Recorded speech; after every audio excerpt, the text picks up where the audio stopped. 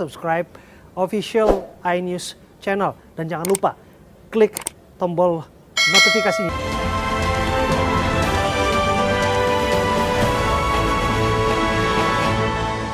Anda kembali di iNews Siang, pemirsa. Misteri hilangnya sejumlah pasien COVID-19 di Parepare, Sulawesi Selatan belum terpecahkan.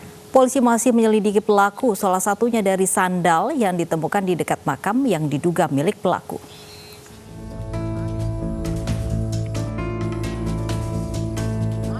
Pasca hilangnya sejumlah jenazah pasien COVID-19, sejumlah warga ramai mendatangi pemakaman di Kelurahan Lemoe, Parepare, lantaran khawatir makam kerabat mereka ikut dibongkar.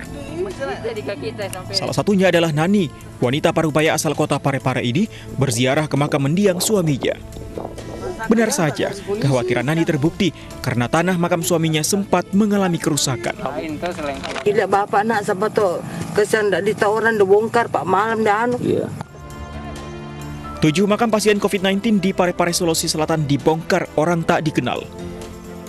Beberapa jenazah bahkan hilang saat petugas memastikan dengan membongkar liang makam. Hingga kini, polisi masih menyelidiki dalang di balik pembongkaran makam. Petugas menemukan sepasang sandal yang diduga milik pelaku. Dari Parepare, Sulawesi Selatan, Tim Liputan iNews melaporkan. Dan untuk informasi terkini sudah bergabung bersama kami ada Kombes Pol Indra Zulpan, Kabid Humas Polda Sulawesi Selatan. Selamat siang Pak Indra. Selamat siang, Mbak Pak Indra, ini apa yang menyulitkan ini hingga saat ini belum terungkap siapa pelakunya? Ya, terima kasih ya. Jadi ini perlu saya sampaikan update terbaru bahwa sudah ditetapkan 6 orang tersangka terkait dengan pembongkaran pemakaman korban COVID-19 di Bacu Kiki, Kota Parepare. Ya, keterlibatan 6 tersangka ini adalah mereka bersama-sama memindahkan 4 jasad yang masih ada kaitan keluarga dengan mereka. Ya, itu mereka pindahkan 4 ini, mereka pindahkan ke pemakaman keluarga mereka. Jadi mereka sudah ditetapkan sebagai tersangka, gitu. Oke, alasan mereka tidak berkoordinasi dengan petugas apa, Pak Indra? Ya, tentunya kita tahu bahwa terhadap korban meninggal karena penyakit ataupun karena COVID ini adalah sesuai dengan protokol kesehatan, ini ada tempat khusus pemakamannya. Dan ini mereka tentunya melanggar ketentuan tersebut dengan memaksakan diri tanpa melaporkan dan berkoordinasi dengan Satgas COVID maupun Polres tempat, ya, dengan inisiatif sendiri melakukan pembongkaran dan memindahkan jasad yang sudah meninggal, yang sudah berusia, maksud saya yang sudah meninggal 40 hari kurang lebih, ini dipindahkan dengan maksud dimakamkan di tempat pemakaman keluarga mereka. Baik Pak Indra, 6 jenazah ini adalah 6 jenazah dari keluarga yang berbeda. Apakah kalau memang seperti itu, apakah 6 orang ini, 6 keluarga ini janjian untuk mengangkut sama-sama jenazah-jenazah yang ada di pemakaman? Jadi seluruhnya ada 7 ya, 7 jasad yang hilang di pemakaman korban COVID di Parepare itu, ada 7. 4 sudah kita temukan keberadaannya, 4 jasad ini sudah kita temukan. Kemudian pemindahan 4 jasad ini dilakukan oleh 6 orang ini yang sudah kita jadikan tersangka. Dan kaitannya antara 6 tersangka ini dengan 4 jasad korban meninggal ini adalah masih ada kaitan keluarga. Masih berhubungan keluarga. Oke. Baik, terakhir Pak Indra, kemudian pasal apa yang dikenakan kepada pelaku yang membawa jasad dari pasien yang terkonfirmasi ini positif COVID-19 kemudian dipindahkan ke pemakaman keluarganya? Dan apakah akan dipindahkan kembali Pak Indra jenazah-jenazah tersebut? Iya. Jadi terhadap para tersangka ini sudah kita jerat pasal 180 KUHP ya, dengan ancaman hukuman 1 tahun 4 bulan penjara. Kemudian kita lapis juga dengan pasal 93 Undang-Undang Nomor 6 Tahun 2018 tentang karantina kesehatan. Kemudian terhadap 4 jasad yang sudah kita temukan, hari ini Kapolres Parepare akan berkoordinasi dengan Ketua Satgas Penanganan COVID-19 Kota Parepare untuk dilakukan pemindahan sesuai dengan SOP bahwa korban meninggal karena COVID ini harus dimakamkan di tempat pemakaman khusus COVID. Seperti itu. Baik, terima kasih Pak Endra sudah bergabung bersama kami di iNews Siang. Informasi selanjutnya, pemirsa, guru dan murid di Kabupaten Bogor, Jawa Barat antusias menyambut kembali sekolah tatap muka. Namun jika dalam pembelajaran tatap muka ditemukan kasus positif meningkat, maka proses sekolah tatap muka akan dihentikan.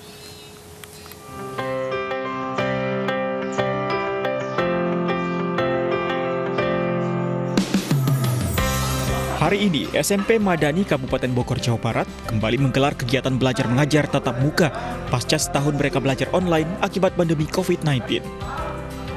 Guru dan murid antusias dengan adanya kebijakan sekolah tatap muka dari Pemkab Bogor. Lebih senang aja gitu, biasanya nggak ketemu, biasanya di rumah lewat handphone. Sekarang bisa tatap muka langsung sama guru, sama teman-teman. Sekolah tatap muka dinilai lebih efektif dan efisien untuk proses belajar mengajar. Karena guru dan murid dapat saling berinteraksi secara langsung tanpa terkendala alat belajar online. Kalau tatap muka seperti ini, saya pun lebih enak menjelaskannya kepada anak-anak, dan anak-anak pun memahami. Kalau daring itu kan susah ya, kita seperti menjelaskan, kalaupun anak ada yang japri, misalkan Bu kurang paham, jadi kita harus menjelaskannya by phone itu misalkan satu persatu gitu. Meski sekolah tatap muka sudah kembali digelar, namun Pemkab Bogor meminta semua perangkat sekolah tetap melaksanakan protokol kesehatan dengan ketat. Jika dalam pembelajaran tatap muka ditemukan kasus positif meningkat, maka proses sekolah tatap muka akan dihentikan. Dari Bogor, Jawa Barat, Wildan Hidayat, iNews melaporkan. Ya, lalu apa pertimbangan membuka sekolah tatap muka di Kabupaten Bogor, Jawa Barat? Sudah bergabung bersama kami Bapak Muhammad Iqbal Rukmana, Humas Dinas Pendidikan Kabupaten Bogor. Selamat siang Pak Iqbal, apa pertimbangan digelarnya kembali sekolah tatap muka, Pak? Halo, selamat siang Pak Fandi.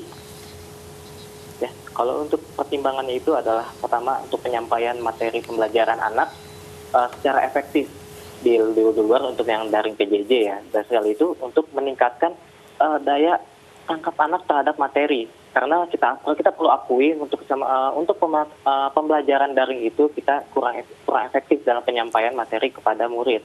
Karena apa? Satu, kita terjarak, adanya orang tua yang tidak memiliki sarana dan prasarana penunjang, misalkan seperti ponsel ataupun Android dan lainnya, mungkin seperti blank spot atau itu tidak ada sinyal internet. Jadi kita memutuskan untuk melakukan pembelajaran tatap muka terbatas di sekolah yang telah kita tentukan.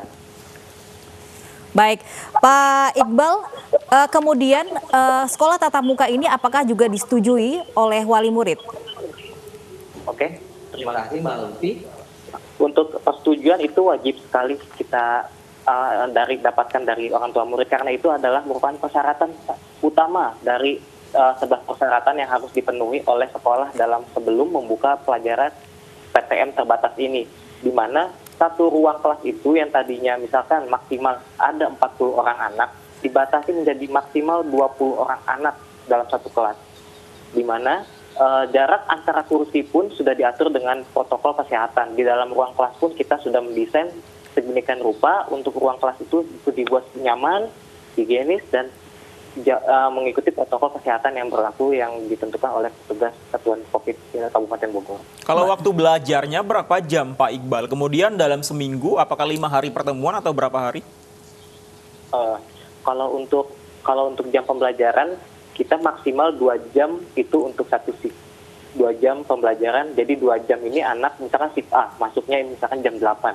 Nah itu hanya 2 jam, berarti sampai dengan jam 10. Nah dilanjut kepada shift berikutnya. Shift berikutnya ini tidak langsung masuk, tapi dijeda selama 1 jam. Di pas jam jedanya itu kita melakukan sekolah itu melakukan pembersihan, penyemprotan disinfektan, pensterilan ruang kelas kembali.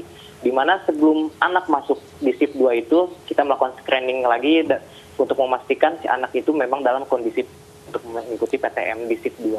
Baik, kemudian bagaimana jika ada wali murid yang memang tidak setuju untuk sekolah tatap muka? Kita tahu juga di Kabupaten Bogor tidak semuanya begitu sudah zona hijau, masih ada zona oranye dan juga zona merah juga ada. Betul, terima kasih Mbak Lofi. Kalau untuk orang tua atau wali murid yang tidak setuju atau belum mengizinkan anaknya mengikuti PTM terbatas ini, sekolah dan orang tua murid itu boleh mengikuti secara daring atau PJJ, pembelajaran jarak jauh, dengan mengikuti edaran dan juknis yang Dinas Pendidikan buat itu nomor 800/54 di edaran itu sekolah telah disosialisasikan kepada sekolah, di mana sistem di edaran itu berisi tentang sistem dan pedoman juknis pembelajaran jarak jauh di sekolah di luar PTM tadi. Baik, Pak Iqbal, kalau para pengajar, guru yang sudah mulai bertugas untuk tatap muka ini, apakah sudah divaksin semua, Pak Iqbal? Dari hasil kemarin yang kita survei, kita akan melakukan evaluasi di gelombang pertama ini. Kalau untuk keamanan dan keselamatan para tenaga pendidik, itu kami sudah memastikan bahwa mereka sebelumnya sudah di antigen atau di swab. Itu yang menunjukkan mereka wajib negatif dari adanya paparan COVID sebelum memasuki atau mengikuti kegiatan PTM ini. Tapi kalau vaksin, Pak Iqbal? Untuk vaksin kami akan melakukan pendataan. Belum divaksin berarti ya? Baik, artinya masih berjalan vaksinasi bagi tenaga pengajar di Kabupaten Bogor, Jawa Barat. Terima kasih Pak Iqbal dari Dinas Pendidikan Kabupaten Bogor sudah bergabung bersama kami di Anyus Siang. Kementerian Pendidikan dan Kebudayaan akan melakukan revitalisasi tata kelola kawasan Candi Borobudur sebagai kawasan cagar budaya berkelas dunia. Informasi selengkapnya Anda bisa klik di www.sindonews.com. Kabupaten Bekasi menyusul DKI dan Depok menerapkan tilang elektronik. Kami hadirkan informasinya usai jeda.